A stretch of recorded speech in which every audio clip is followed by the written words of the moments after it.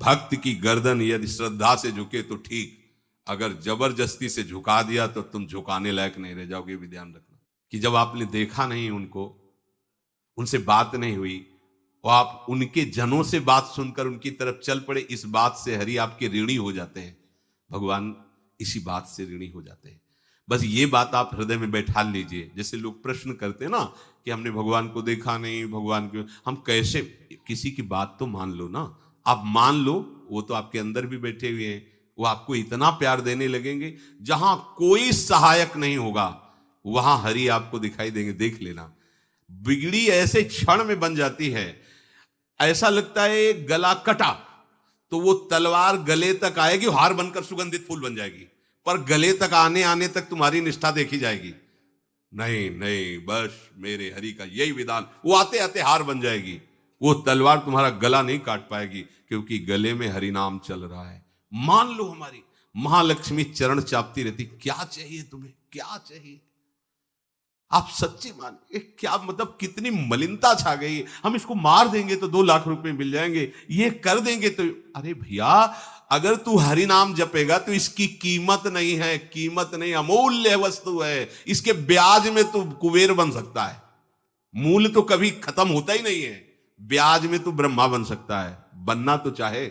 भक्तजन तो कहते हैं नहीं चाहिए मुझे ब्रह्मा का पद, परमेष्ठी पद, नहीं चाहिए सम्राट पद, नहीं चाहिए योग की सिद्धियां, मुझे प्रभु आपकी दास्ता चाहिए। ये बात कितना महासुख होगा उस भक्त को जो इन बातों को कह रहा है, नहीं चाहिए मुझे मोक्ष सुख नहीं चाहिए। वो ऐसे थोड़ी कह रहा है, श्रद्धा से नहीं कह रहा, अनुभूति से कह रहा है, मुझे नहीं चाहिए ये सब, इनमें वो सुख नहीं है जो आपके चरणों के समीप रहने में सुख है।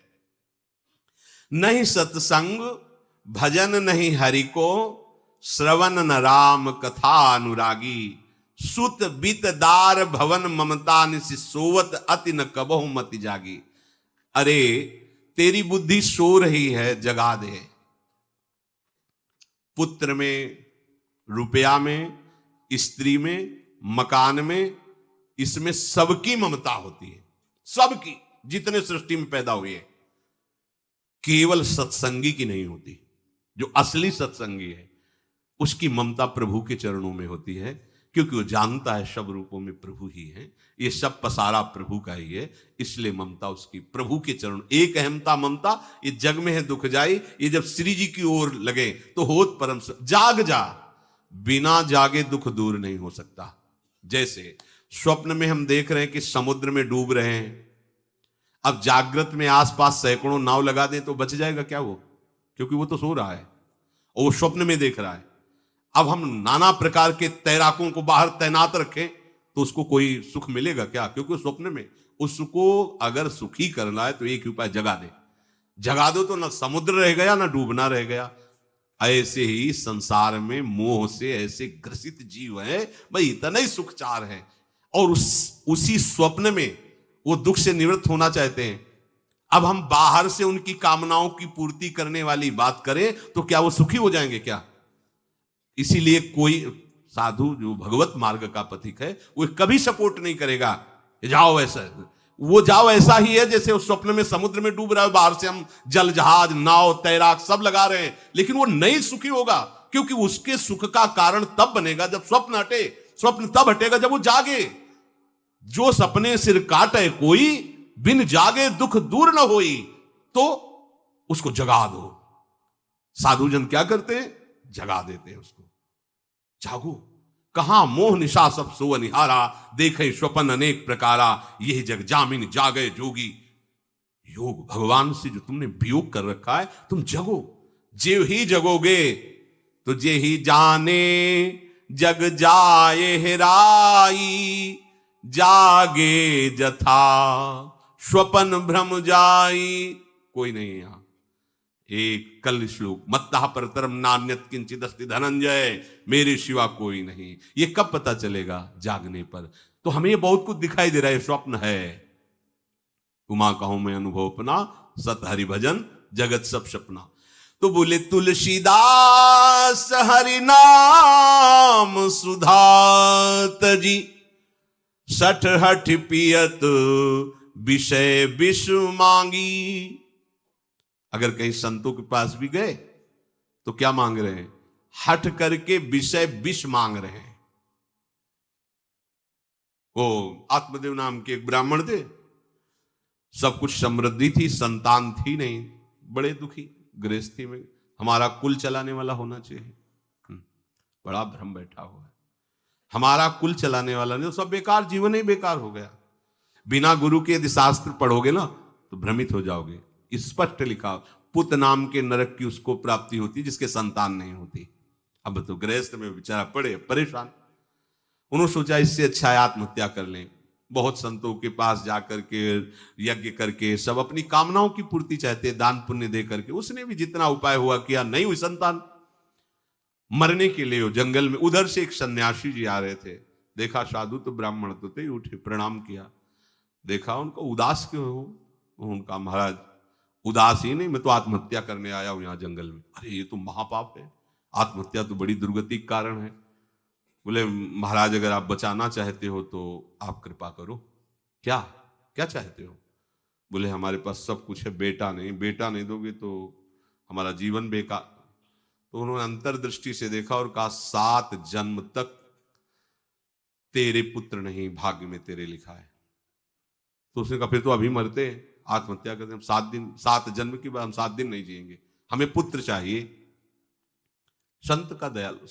देखो जिनके पास तपस्या और भजन का धन होता है, जब भगवान अधीन है तो कुछ भी कर सकते हो, कुछ भी कर सकते हैं। प्रारब्ध मिटाना कोई बड़ी बात नहीं। प्रारब्ध जानते, कोई देवता थोड़ी है, तुम्हारा पीछे का किया हुआ कर्म है।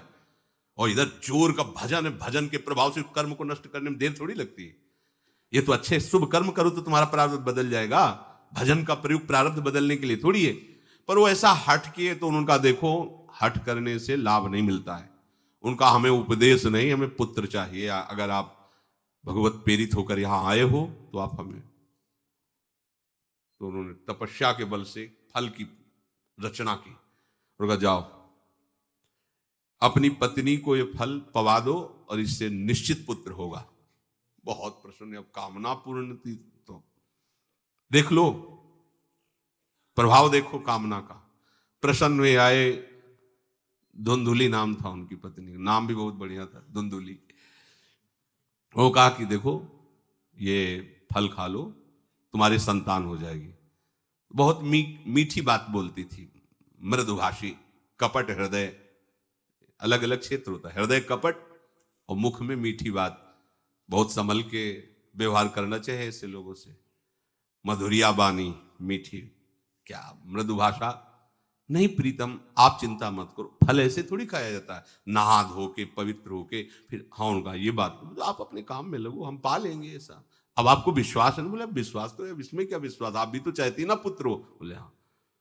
वो जो ही गए सो अपनी बहन को बुलाया और कहा सुनो, अभी तो हम 4-5 रोटी कढ़ी चावल सब पा लेते हैं, पूड़ी खीर पुआ।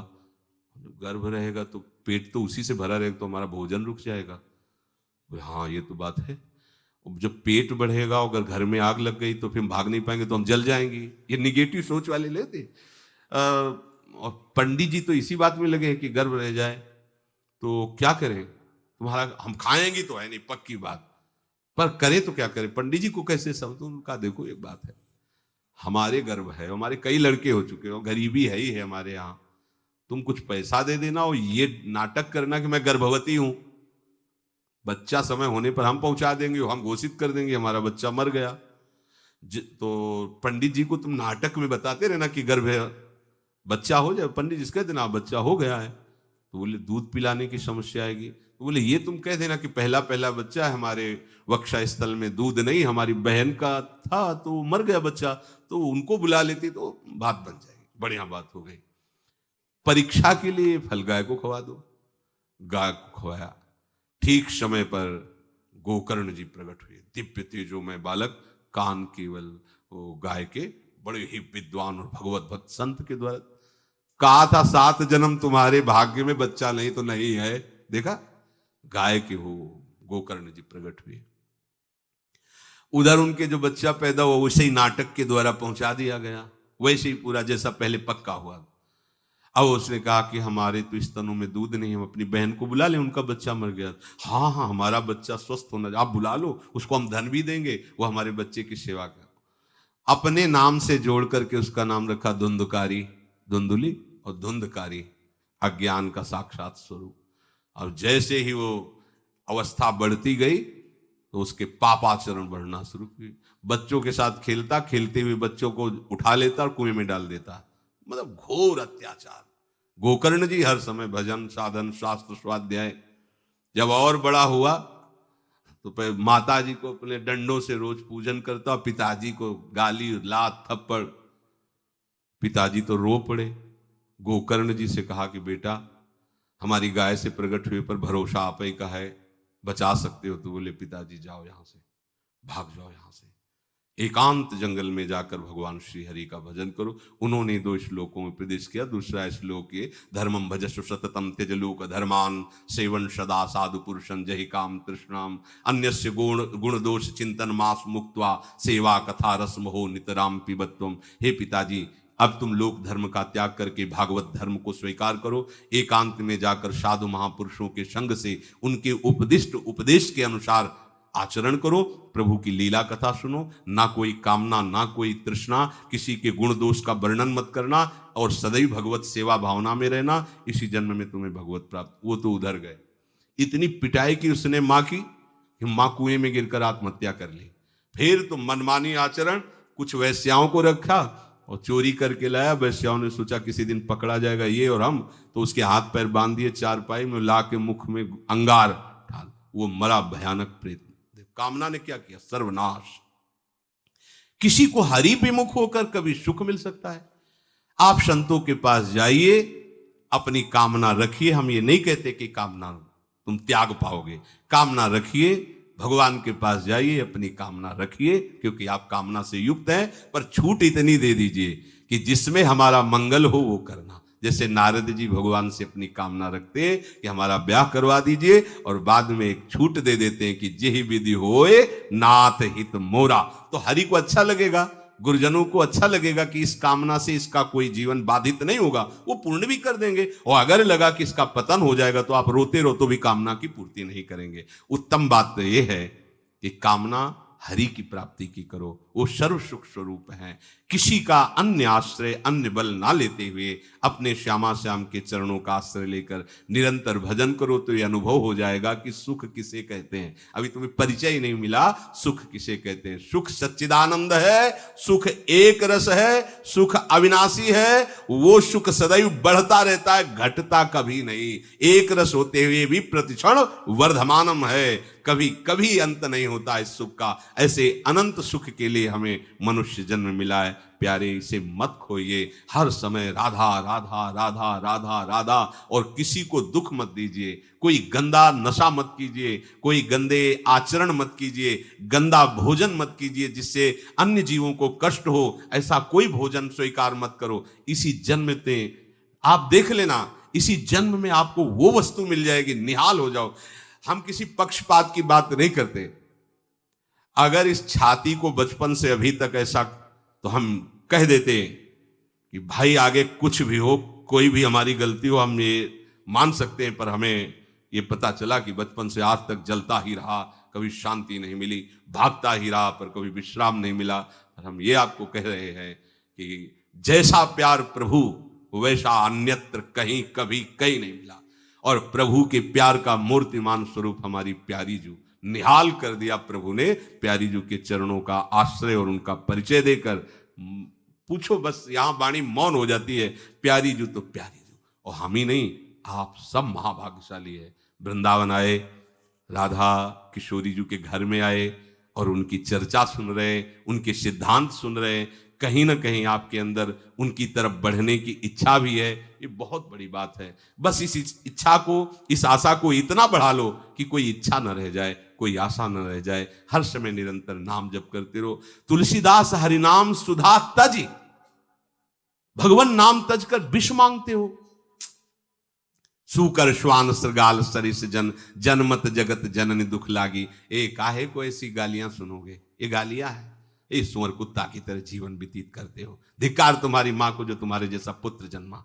अपनी इंद्री की पुष्टता के लिए दूसरों को मार देते हो, चाहे रसेंद्री चाहे जनेंद्री। इंद्रियों की पुष्टता के लिए जानवर जैसा बर्ताव करते हो। कैसा तुम्हारा जीवन है? केवल एक क्षण के सुख के लिए दूसरे को जला दिया, काट दिया, मार दिया, चाहे रसेंद्री का सुख चाहे जनेंद्री का सुख, एक क्षण के सुख के लिए उसका गला काट दिया, उसको रांध के खा रहे हो, उसके साथ भोग किया, उसको काट के फेंक रहे हो, उसको जला रहे हो। क्या तुमसे तो अच्छा सुअर कुत्ता है कि वो अपनी योनि के अनुसार बर्ताव कर रहा है, तुम मनुष्य योनि होकर ऐसे गंदे काम करते हो, सुधर जाओ। कैसी मलिनता छा गई है, कैसी मलिनता। अगर उनको शब्दों से बोलें तो बहुत बुरा लगेगा। इस शरीर में क्या है? अगर यहां से चमड़ी हटा दी जाए तो यहां मलाशय है, मल भरा हुआ है, मूत्राशय है, उनके द्वार हैं। संसार का सबसे बड़ा सुख यही माना जाता है, ये मल मूत्र का भांड शरीर चिकना रहे, स्वस्थ रहे और इसी को भोगने को मिले, बस यही तुम्हारी पूर्णता है। ऐ सुखरास स्वरूप भगवद अंश, तू इस प्रकृति के रचे हुए खेल में कभी तृप्त नहीं हो सकता। विचार करके देखिए, आपका मन कहां आपको फंसा रहा है। मल है तो मल द्वार है, मूत्राश्रय है तो मूत्र द्वार है। शरीर में कौन सी खास बात है? पूरा जीवन इस शरीर का केवल नाना प्रकार से भोग करना। रसेंद्री अपनी तरफ, घ्राणेंद्री, नेत्रेंद्री परेशान है। इसमें खास बात कौन सी है जिसमें तुम्हें तृप्ति लग रही है? कौन सी खास बात? अगर तुम मलमूत्र के द्वारों में खेल रहे हो तो मलमूत्र के कीड़े से बढ़कर तुम्हारी योग्यता नहीं। समझिए, आप समझिए, वो भी जीव है, भगवदंश, जो मलमूत्र का कीड़ा बना हुआ नालियों में डोल रहा है। तुम भी तो उसी नाली में तो डोल रहे हो।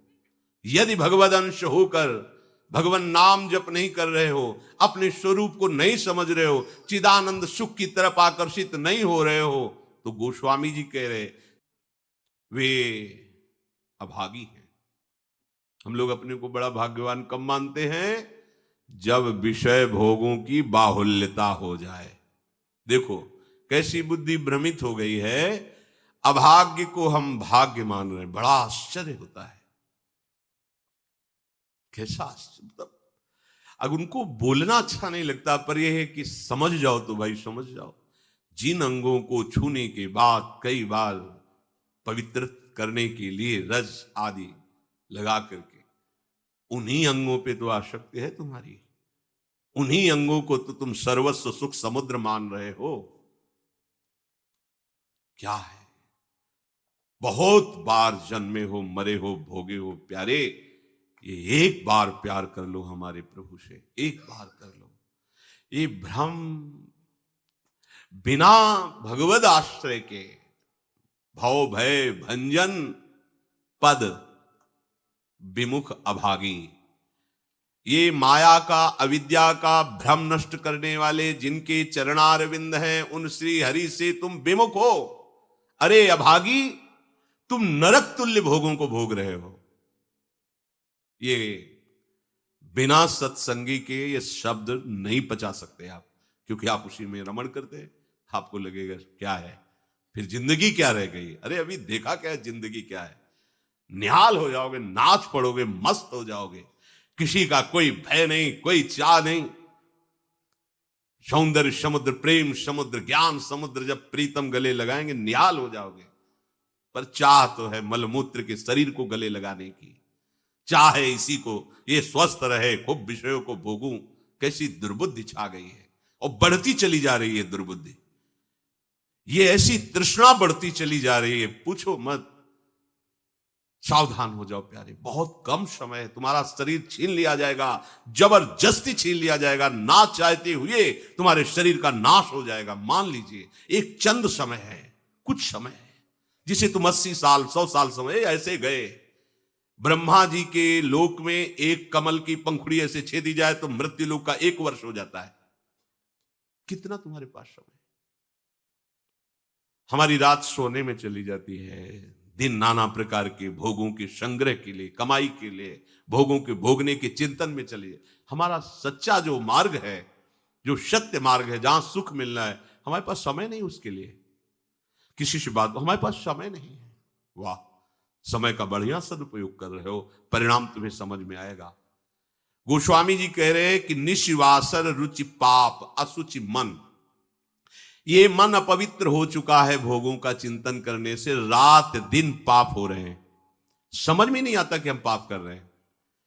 एक सेकंड में हमारे मन की वृत्ति दूसरे के दुख को दुख नहीं समझती, उसे दुख देकर सुख भोगने के लिए आज्ञा दे देती, करो। बस जितनी सुंदरता संसार में उसके सबके मैं भोगता बन जाऊं। मलिन मन, यहां कुछ सुंदर है क्या? अगर एक दिन 10-20 बार शौच हो जाए, ऐसी दवा खवा दो, फिर उसी के देखो चेहरे की कांति कैसी हो जाएगी। अगर 2-3 दिन हालत चलती रही, देखने लायक नहीं रह जाएगा चेहरा। इसको तुम कुछ खास समझते हो? पानी का बुलबुला फूटने में देर नहीं लगती, पर तुम कमा क्या रहे हो? एक कर्म भूमि है, तुम यहां आए हो अच्छे कर्म करने के लिए, प्रभु की प्राप्ति के लिए, महासुख प्राप्ति के लिए। पर कह रहे निशिवासर रुचि पाप, रुचि पूर्वक पाप कर रहे हैं। छल पूर्वक आपने किसी का धन अपहरण कर लिया, किसी की हिंसा कर दी, व्यभिचार कर लिया। आप अपने मित्रों में बैठकर अहंकार पूर्वक बात करते, तुम्हें पता है मैंने इतने रुपए उड़ा दिए, उसको पता भी नहीं चलने दिया। पता है तुमने आज हमने उसके साथ एक गलत किया, कोई कुछ नहीं कर सकता। इतने वीर नहीं हो। वही कर्म तुम्हारा जब फलीभूत होगा, तुम्हें ब्रह्मा भी नहीं बचा पाएंगे, त्राहिमाम बोलने का अवसर भी नहीं रहेगा। देख लेना, देखने लायक नहीं रह जाओगे, सावधान हो जाओ। देखो ये सत्संग है तुम्हें सत्य वस्तु की अनुभूति कराने के लिए। तुम जहां असत में राग किए हो तो चुभेगा, तुम्हें जलन पैदा होगा। हम चाहते हैं कि तुम्हारे हृदय में ये बात लगे और तुम्हारी शूरवीरता जागृत हो जो भगवत अंश की है, और तुम असत का त्याग करके भगवत मार्ग की पथिक बनो। खलिमति मलिन निगम पथ त्यागी, ये भगवत वाणी गीता जी, श्रीमद् भागवत जी और भी भगवत प्रेमी महात्माओं के वचन, ये महासुख के लिए हैं। तुम इनका त्याग करके मनमानी आचरण कर रहे हो, बहुत समय नष्ट कर रहे हो, आप पछताना पड़ेगा। अय खल, अपनी मति को असत आचरणों में मत लगा, अपनी दुष्टता को मत बढ़ा और गर्व करता है कि मुझे कोई भी परास्त। तुम हो क्या? हो क्या तुम? एक सेकंड में दिल की गति रुक जाए, तुम हो क्या? कुछ नहीं हो, कुछ नहीं रोक सकते हो। सावधान हो जाओ।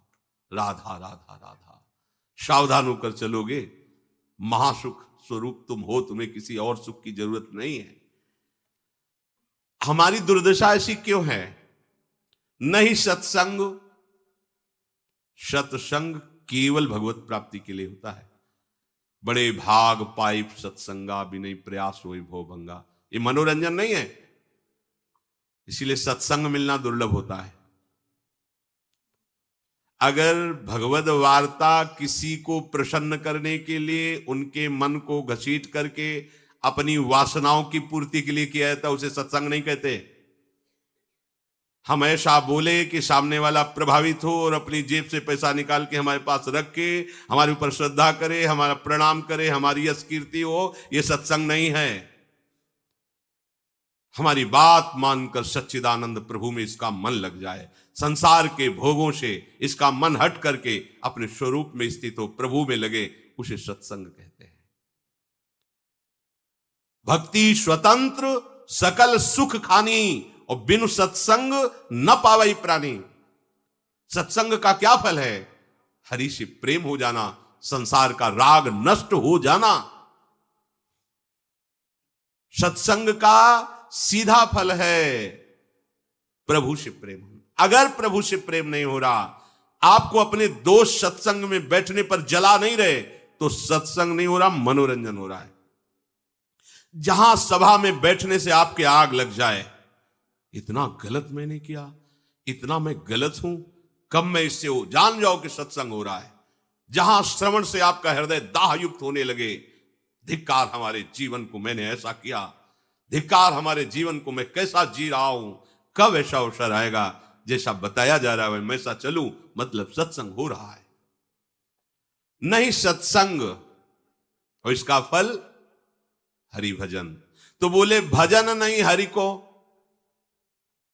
आप इतना दान करें आपको इतने गुना मिलेगा, आप ऐसा करें ऐसा हो जाएगा, 100 में 10 रुपए दान करें 90 आपके पवित्र हो जाए।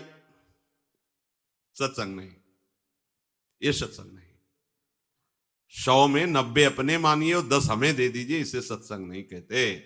100 के 100 का अभिमान त्याग कर प्रभु के चरणों, वो 100 है, 100 को स्वीकार मत करो तो जीवित रहोगे, 100 को स्वीकार कर लिया तो 100 हो जाओगे। 100 का मतलब समझते हो? जिन हरि भगत हृदय नहीं आनी, जीवित सब समान ते प्राणी। जीवित सब जिंदा मुर्दे के समान, ते नर नरक रूप जीवत जग। किसी भी वस्तु का अहम और ममत्व न रह जाए और प्रभु में, यह सत्संग का स्वरूप। सत्संग का स्वरूप तुम्हारे मन को खुशी नहीं, तुम्हारे मन को मार देगा। सत्संग का स्वरूप तुम्हारे मन को मार करके सच्चिदानंद प्रभु में लगा देगा। महाभागवतों के वचन, भगवान की वाणी तुम्हें भगवत स्वरूप में स्थित करेगी, प्रपंच का बढ़ावा नहीं। इससे प्रपंच का बढ़ावा होता है। गंदी नाली से हाथ धोगे तो तुम्हारे हाथ पवित्र हो जाएंगे, ये गंदी नाली। अधर्म का आचरण करके तुम सोचो उसमें दान कर दे, कभी पवित्र नहीं होने वाले। भ्रम मत करना, दान शब्द वहां लगता है जो धर्म पूर्वक कमाया हुआ है। 4 रोटी कमाई, 1 रोटी किसी भूखों को दे दो, ये मंगल होगा। पापाचरण करके, हिंसा करके, व्यभिचार करके, छल कपट करके कमाओ और उसके बाद सोचो दान लगेगा ही नहीं। और जो स्वीकार करता है अधर्म का सहायक होता है, वो दोनों को दंड मिलेगा, दोनों को दंड मिलेगा। बहुत सावधान। सत्संग हमारे नाना प्रकार की वासनाओं का नाश करता है, वासनाओं को बढ़ावा नहीं देता। आप ऐसा करो, गृहस्थ हो, दान धर्म से युक्त हो जाओ। हां, देखो ना हरिपाल जी ने चोरी करके भगवान को रिझा लिया, बेमतलब का शब्द। हरिपाल जी ने सर्वस्व समर्पित करके प्राणपन प्रभु की सेवा, साधु सेवा का भाव लेकर के फिर वहां खड़े होते थे कि इसका भी मंगल हो जाएगा, जो भगवत भी। अगर रामकृष्ण बोल दिया तो बोले नहीं, अपने सुख के लिए नहीं, अपने सर्वस्व का न्यौछावर करके कोई ऐसा दिखाई दिया जो रामकृष्ण हरि से विमुख है, उसका अर्थ लेकर संत सेवा में लगा दिया। पहले अपना सर्वस्व नाश करो, समर्पित करो, फिर देखो तुम्हारे अंदर स्थिति क्या आती है, फिर उसके अनुसार चलो। देखे, बेईमानी को दान नहीं कहते, बेईमानी को धर्म नहीं कहते, ये भ्रम मत करना। कभी ऐसा दान भी मत करना, नहीं तो दुर्गति से बच नहीं सकते कि हमने अमुक रुपए कमाए पापाचरण से, चलो संतों का भंडारा कर देते। सैकड़ों संतों की बुद्धि भजन से बिलक करने का जो पाप होगा तुम भोग नहीं पाओगे। मत देना कभी संतों को, जो तुम्हारा पाप का कमाया हुआ धन हो, कभी मत देना संतों को। उन्होंने जीवन अर्पित किया प्रभु के लिए। अगर तुम्हें पवित्र होना है तो प्रणाम करो, उनकी बात मानो, इसी से तुम्हारा मंगल हो जाएगा। और धर्म से यदि कमाया है, 4 रोटी है, 1 दे दो, मंगल हो जाएगा। बात इस तरह से। सत्संग का फल सीधा भगवत स्वरूप में स्थित होना, प्रपंच का बढ़ावा देना नहीं।